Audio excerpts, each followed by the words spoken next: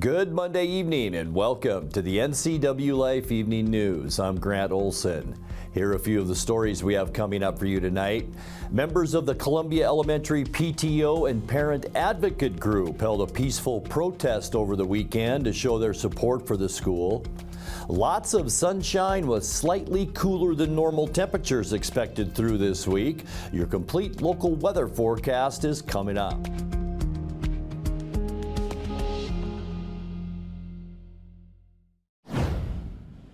A Wenatchee man charged with assaulting and stalking his wife will be allowed to plead to far lesser charges, in part because police investigating the case unlawfully read text messages between the suspect and his lawyer. 49-year-old Robert Gerald Hansen was arrested in November for allegedly attacking and strangling his wife, and again in January on suspicion of loitering outside her residence in violation of a court order. In Chelan County Court today, prosecutors admitted that detectives with the Chelan County Sheriff's Office read Hansen's text messages with his attorney, Brandon Riedall, while conducting a warrant search of information on Hansen's smartphone. That's a violation of attorney-client privilege, and now Hansen will plead to 3 gross misdemeanor charges. NCWLIFE was in the courtroom today. 2 weeks ago, we learned that law enforcement apparently was serving a search warrant on Mr. Hansen's phone. In the course of a hand search of his phone, detectives observed and read a text message conversation between my client and myself that was over, I think, a period of about a week, specific to our thoughts as to case theory. My understanding is that law enforcement, the assigned detective spoke to other detectives in the detective's room, and that ultimately what they had viewed and read was given to the prosecutor's office, discussed at some level amongst a number of prosecutors. And obviously we're looking into protocols to ensure this doesn't happen in the future. CCSO is going to farm out the investigation to an outside agency based on what they learned from the conversation. So we're attempting to take multiple mitigating steps to try to contain the issue, but I think, obviously it's an issue nonetheless. After his misdemeanor plea this week, Robert Hansen will be allowed to walk free from the Chelan County Jail, where he's been held since January 5th on time served.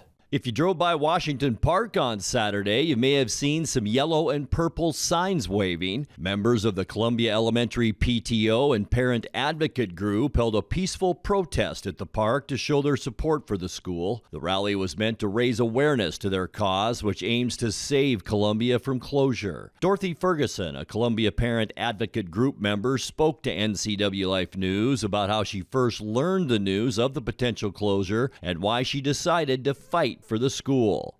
I was shocked. I heard it on January 19th on Friday afternoon. I saw it on Reddit and I was shocked, and I told my sister, this can't be true because I go to all the school board meetings and they never mentioned it. So since then I really feel like the district's lost many families' trust in them being transparent and accountable.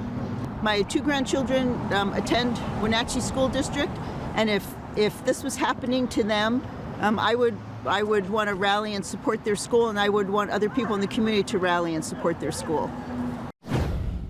Chelan County stakeholders have begun the process of updating the Chelan County Hazard Mitigation and Community Wildfire Protection Plans. The plans document the county's vulnerability to various natural hazards and the risk of wildfires. A steering committee will host a series of public meetings to update the 2 plans for Chelan County. The first meetings will kick off at the Confluence Technology Center this Wednesday with the Hazard Mitigation Plan meeting at 12:30 p.m. and the Community Wildfire Protection Plan at 2:30 p.m. A 38-year-old woman was charged today with a felony for allegedly flipping a railroad switch that led to a train car derailment last week. Chelan County prosecutors charged Shanda Jan Takich with one count of felony injury to railroad property and misdemeanor criminal trespass. Wenatchee police say on Thursday evening, the woman threw the rail line switches on the BNSF line south of Worthen while freight cars were being connected. As a result, when the engine began to move, it was pulling cars on two different tracks, causing at least two cars to derail. Burlington Northern Santa Fe estimated the damage and losses at more than $1.5 million. Takich remains held in the Chelan County Jail on $5,000 bond. When we come back, winter sports fans will gather in downtown Wenatchee this Saturday for the annual Rails and Ales Festival. Mission Ridge Ski and Board Resort will add 6 fully operational days to its calendar this month. I'm Grant Olson, and you're watching the NCWLIFE Evening News. The Lake Chelan Chamber of Commerce presents Wonders of Wooden Avenue. Steelhead Cider offers 20 taps with cider, beer, and wine, featuring views of the lake, great music, and fantastic flights. Find it on Wooden Ave behind the bookstore in downtown Chelan. Kelly's Classic Ace Hardware Store. From the minute you walk through the door, you'll feel the difference. Kelly's revives the days of personal service lost in the big box stores of today. Kelly's Ace Hardware in classic downtown Chelan. Wonders of Wooden Avenue, North Central Washington's premier shopping district. Shoot, I think I left my keys in the kitchen. Can you grab them? Yep. Find them? What's this? It's a locking bag. It keeps Grandma's medication safe. But I could just take it. Well, for one thing, it locks. And if it were gone, I know there's a problem. Huh. Well played. Help prevent opioid misuse before it starts. Visit getthefactsrx.com. How do you think like an entrepreneur? I have had it in mind starting my own business. This is all really good to know right now. I am currently making a vision board. I am talking about my well-being, my personal finances, and habits that I would like to work on and to improve myself to be a better entrepreneur.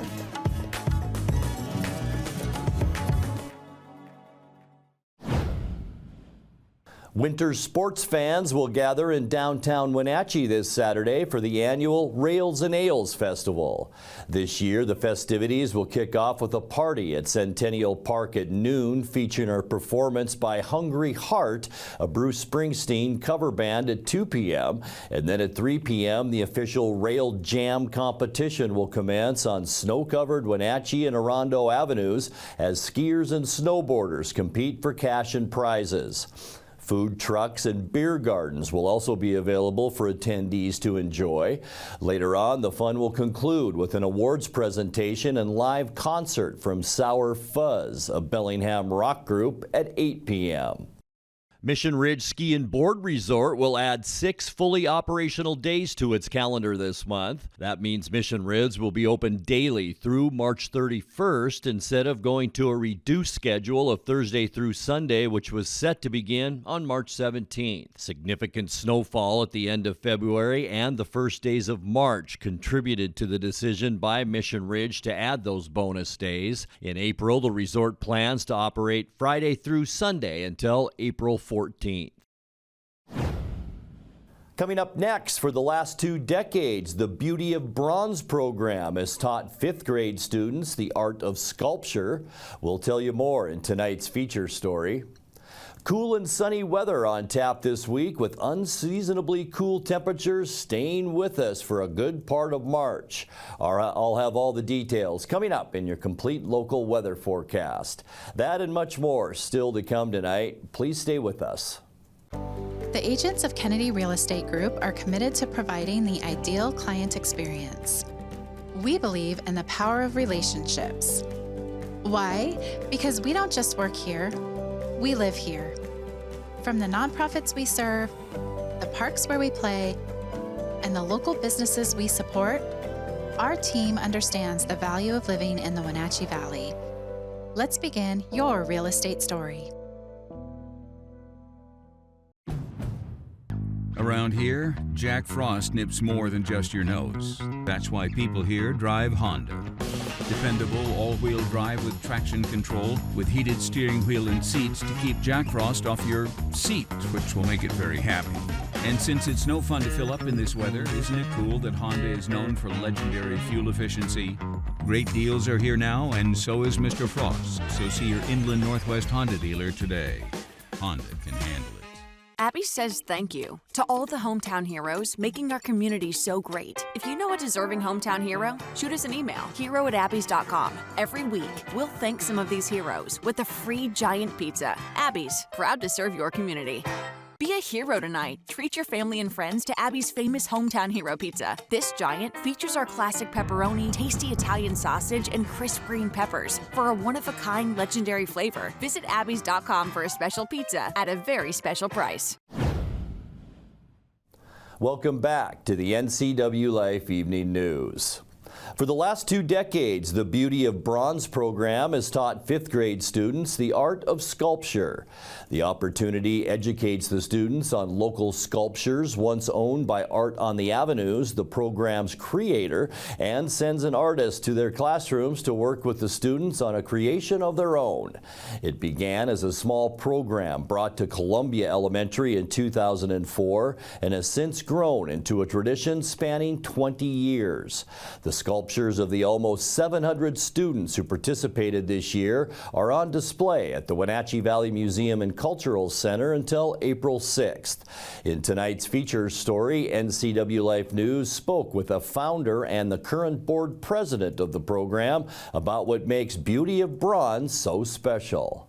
Well, being an art teacher, kids have this enthusiasm for hands-on, and this just gives them another opportunity to get that hands-on and to express themselves through this little piece of wax that magically becomes, well, it's not really magic, but magically becomes this bronze sculpture that takes on a permanence. Yes, and it's something that they have created. And I think discovery is a big part of what they feel. And they get to work with a real artist, being Kevin Patel, who's the artist in resident.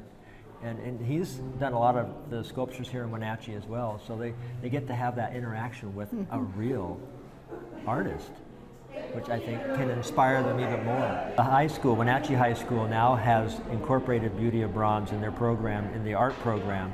And so a lot of the 5th graders who end up in the art program at Wenatchee, they get another shot at Beauty of Bronze. And you should see the difference. And they talk about their experience in 5th grade. Oh yeah, I remember doing that. And now they're doing it again. It's part of growth that they didn't have before they received this experience. And I think that is a big, just given the tools to try. And to add to that, I would say the art in Wenatchee, they're going to be the caretakers of that art down the road. They're in 20 years, or they're going to be the ones who say, hey, this is Wenatchee's art. And as a kid, I made a little piece of this, and I understood, and I came to appreciate this. So that tradition can be handed on to the next generation. I have so much pride for these and devotion towards these children. Yeah. It's fun to watch them grow. Kids need to be celebrated for being the young artists that they are.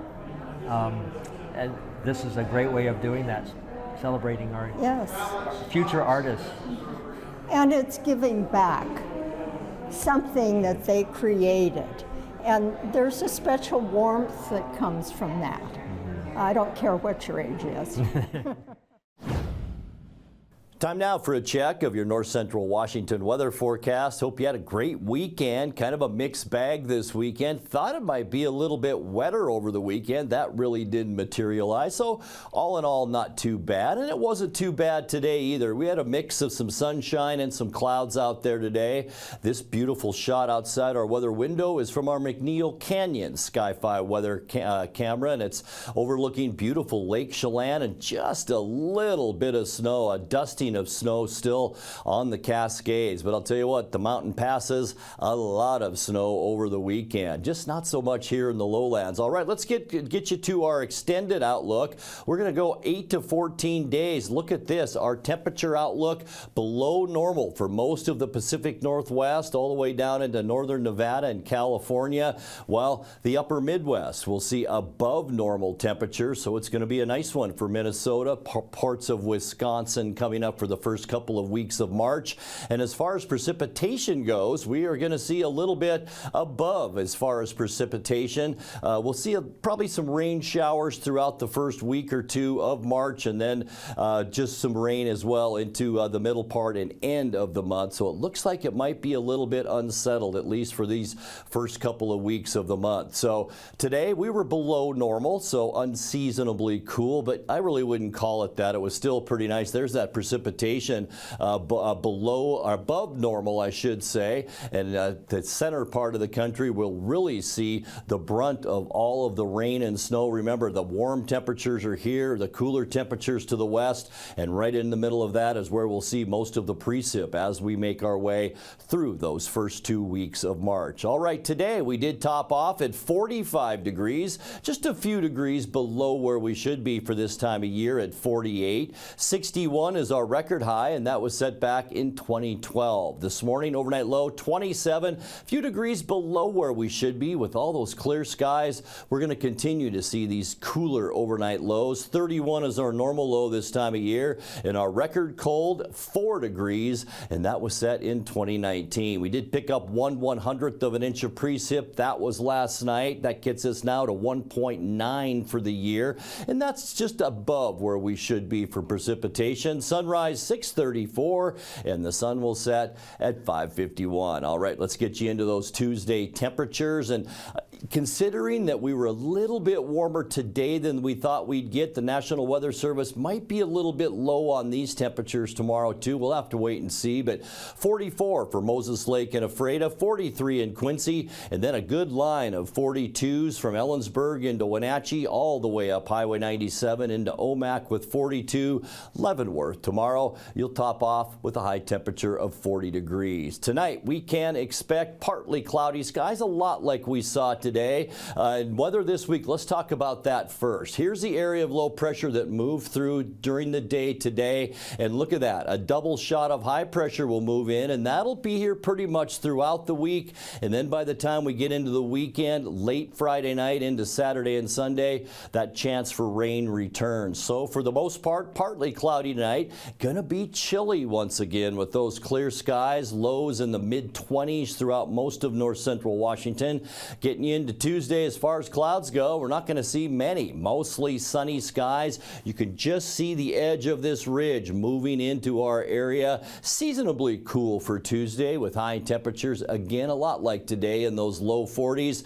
Not going to change much for Wednesday either. Just lots of sunshine out there. We're going to remain still a little bit cool on Wednesday, cooler than we should be anyway. High temperatures in those low 40s. Just keep in mind that our normal high right now is 48 degrees. For Thursday, this will be our sunniest day. All of Washington State, lots of sunshine. We're going to warm up a little bit too. We're talking mid-40s in the afternoon on Thursday, so a nice end of our week. For Friday, this is when we begin to see a trough of low pressure begin to form off the coast. That'll bring increasing clouds during the day, but still fair out there with highs in the mid-40s for Friday. And then things begin to change as we get you into the weekend. And yeah, don't forget to turn those clocks ahead before you go to bed on Saturday. But there's our next storm system.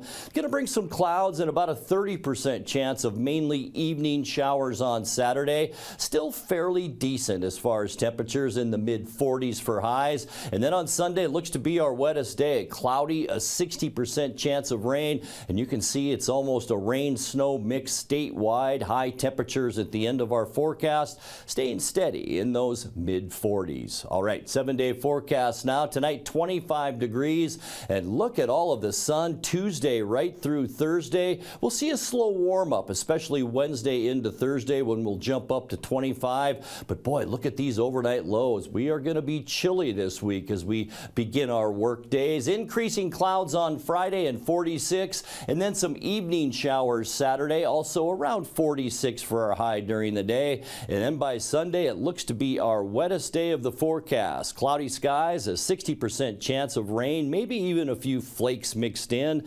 High temperature then, 44 degrees. And that's a look at your North Central Washington weather forecast. Coming up next, tonight's sports report with Dan Kuntz and more as the NCWLIFE Evening News continues right after this.